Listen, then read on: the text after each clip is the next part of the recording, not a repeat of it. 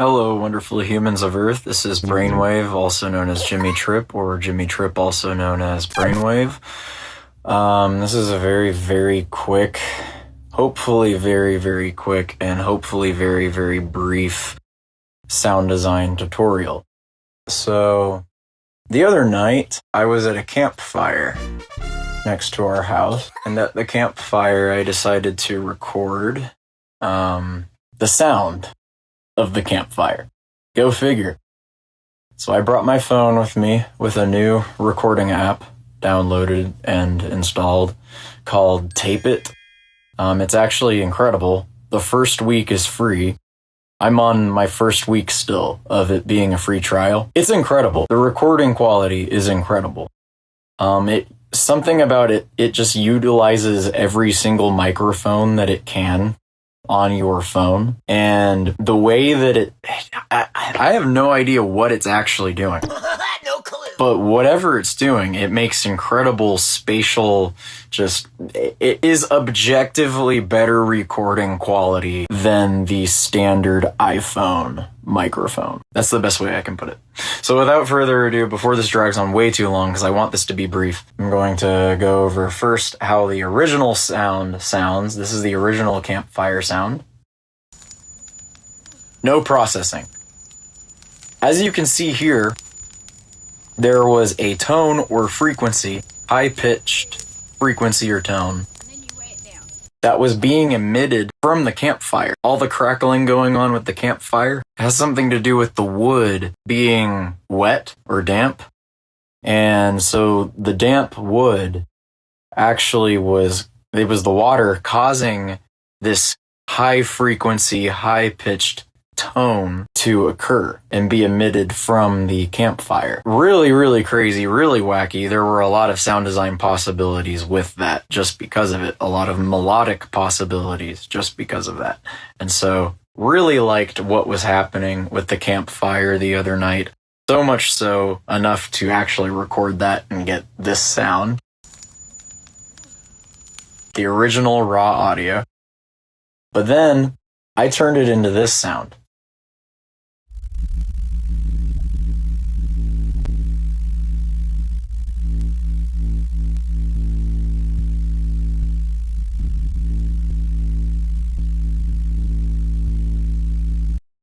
So it's just a very interesting white noise sub-bass kind of layer thing. And it's actually a very, very straight to the point, simple walkthrough on how I went about doing this. It's incredibly simple. You can try this right after this tutorial on something similar and probably get a similar result, if not a cooler result than I was able to get with this. So hopefully that's what happens for you. So first off, we're going to go back to the original sound. Here's the original sound. And the original sound, just so you know, it is an insert 1 in the mixer channels of the mixer.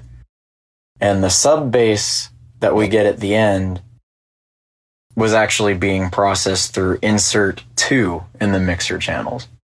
So first we're going to go back to insert 1, and we're basically going to walk through or go through how this sound could be recreated, basically. So this is bypassed, all effects bypassed, no effects on, still raw signal. Here's with all of the effects on now.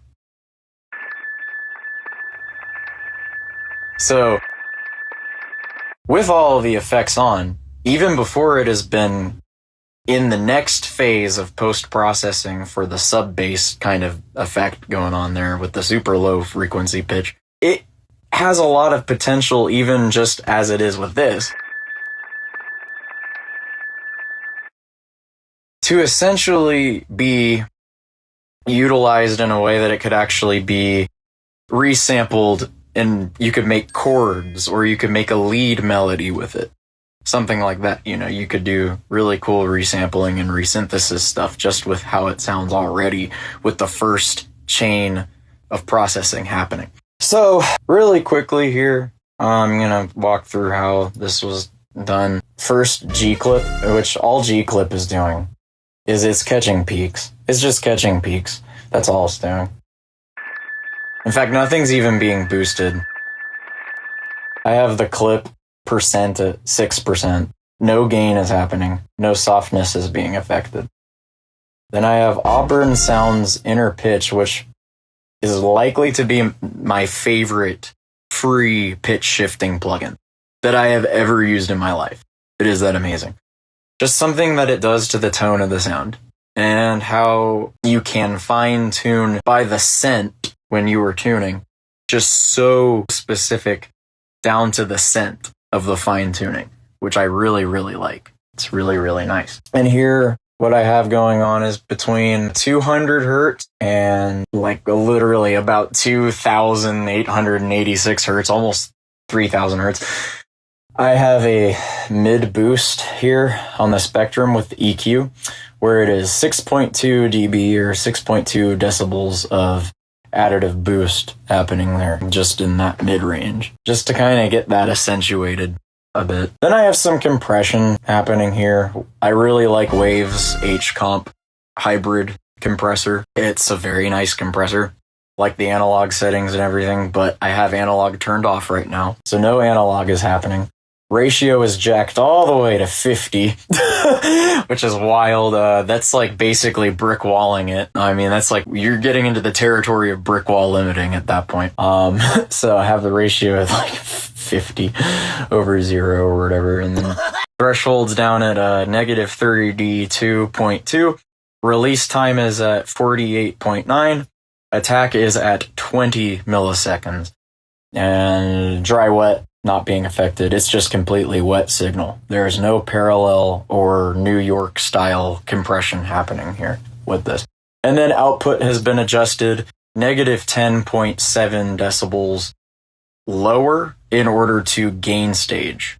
Just applying the makeup gain and gain staging before it goes into the next process here, which is Neutron 3 elements, which is literally just rolling off lows. That's all it's doing. Just the EQ rolling off lows at about, it's about 93 hertz. And yeah, it's kind of neat.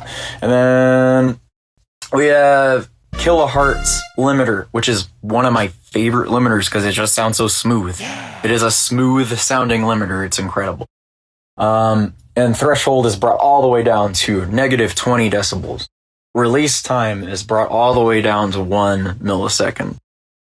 There is some input gain being applied, and it is about, plus 9.53 decibels just being added, being boosted like that. How many times can I like that with that sound? So, all of that together makes this. Again, if effects are turned off and we're back at the original sound, original source audio was, that's its raw form. And so now it sounds like this. Now, with Auburn Sounds Inner Pitch, it can go up or down 24 semitones, or up and down 2 octaves. So you could go 2 octaves up plus 24 semitones or half steps. Or you could go down 2 octaves minus or negative 24 semitones or half steps. And so what I did is I brought it down negative 24. And that's what got it to be such a low pitch. So now what we can do is we can render this sound. So we're going to go ahead and literally recreate the sub bass sound I showed you before. All right, so we got that recreated now. Here it is, or I mean, we got the second stage recreated now, and it sounds like this. We have to take this. We keep resample on. We don't set it to stretch. We're gonna go 48. For the pitch here, for the range. Then we are going to bring it down 48. We're going to bring the pitch down 48 semitones or half steps. And it's really stretching out now. See? It's like really stretching out. Stretchy, stretchy. And so now we have it nice and stretchy. But the pitch is still not low enough. So then what I did is I brought this down negative 1,200 cents additionally to get it even lower. It was like that. But the real magic happening here is this. The effects in this chain are barrier first, which is a free saturation all the way as far as being distortion plugin. That's just incredible. I love it. And it has been brought up, the distortion has been brought up to 5.0 here. And the output makeup gain has been applied. It is negative 12.5 decibels being reduced, just to apply that makeup gain before it goes into the next effect in this mixer chain. Next effect up is not free for most of you. Most of you know it's just not free because it's so darn expensive because it's so good. But, goodness gracious, I mean, it's expensive, but Decapitator by Sound Toys. Goodness, it's amazing, though. I can see why it's priced the way that it is. But, you know, again, makeup gain happening here with the output. About, let's see, that was about negative 14.1 decibels being reduced there for makeup gain. And then we have drive here at about 5.7 being boosted or added there. And I have the tonality or the style set to E. To be honest, E is actually my favorite. Something about what it does to the high end of sounds, something about what it does for harmonic excitement with the saturation and there's it as far as distortion even goes. A is great too. N is alright. I haven't used N very often. T can be very nice on drums. P is if you want to get really crazy. If you want to just get really, really like aggressive with the distortion. P is your choice there. But E is what I usually go for the style. Alright, this is turning into like a plugin review video. Oops. That's not what I intended. Free plugin here called Crisp. It is incredible. I highly recommend and suggest that you check it out because it is incredible. Almost none of these settings have been affected. Almost all of these settings have stayed the same as it just is default, but the amount I have set to 5% here. So it's very, very subtle. That is actually what is providing that crunchy top end happening. The little crunchy white noise over that sub bass, over this, essentially the screeching fires, high frequency tone or pitch that was then brought and pitched down to become a sub bass. So that's this is Crisp. And then that's just going into one last plugin here, which is the J37 Bi-Waves, which, my goodness, I don't know what they put into this plugin, but it's incredible. Again, incredible plugin. A bit CPU intensive at times, but incredible. And the saturation has been brought up to 22.2. I tried going a little higher than that. It just seemed to be too overwhelming and intense. Just wasn't really desirable. Tried going lower than that, and it was almost like, why did I even bother adding the plugin? So I found that seemed to be a very good, a very adequate, an ideal amount of saturation being applied. And so that's all of those plugins altogether, just those 4 plugins on insert channel 2 after it has gone through the first stage, which is insert channel 1 in the mixer. Keep in mind, if I bypass all of these plugins on insert 2, listen to how this sounds.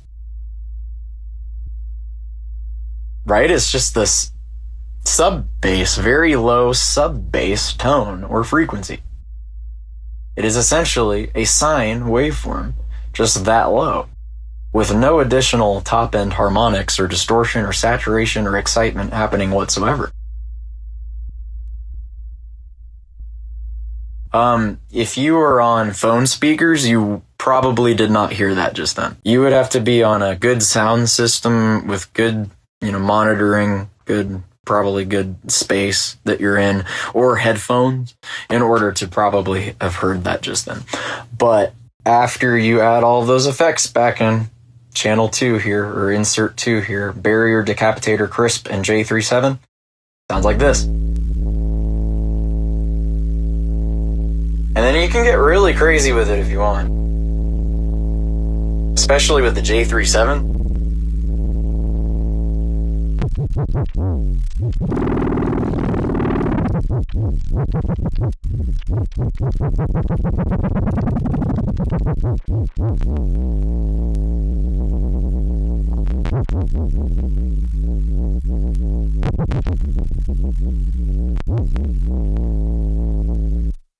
For a second there, it kind of sounds like the boss death sound in Legend of Zelda: Link to the Past, for those of you that are familiar with the Legend of Zelda franchise or even just that video game.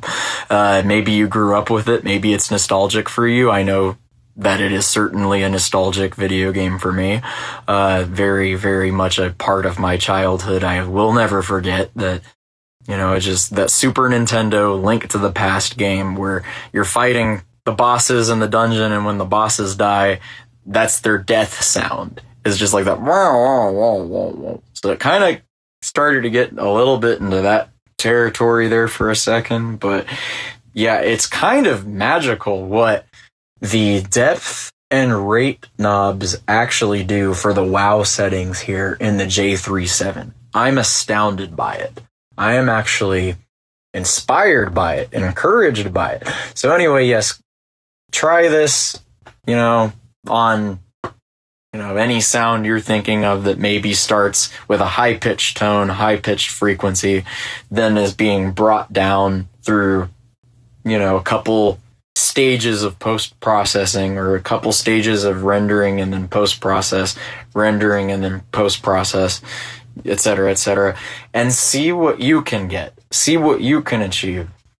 See what sounds you can make, because you'll probably make something way different than I've made. You'll probably make something way cooler than I've made. This is actually incredibly simple. This is a very, very simple tutorial, very, very simple process, very, very simple sound by the end of it. Yet it is a powerful sound. It is a sound that you will hear in a lot of Noisia or Kill the Noise, for example, or, tracks where you will hear this signature sub bass that has this distortion that's really nice, but then you got like this nice crunchy top end happening too with white noise. But it's still kind of subtle, if that makes sense. Well, anyway, yes, that's the tutorial. This is running on way too long now. This is almost 20 minutes long. I wanted this to be much shorter, but I rambled. I really rambled. All right. Peace out. Peace out.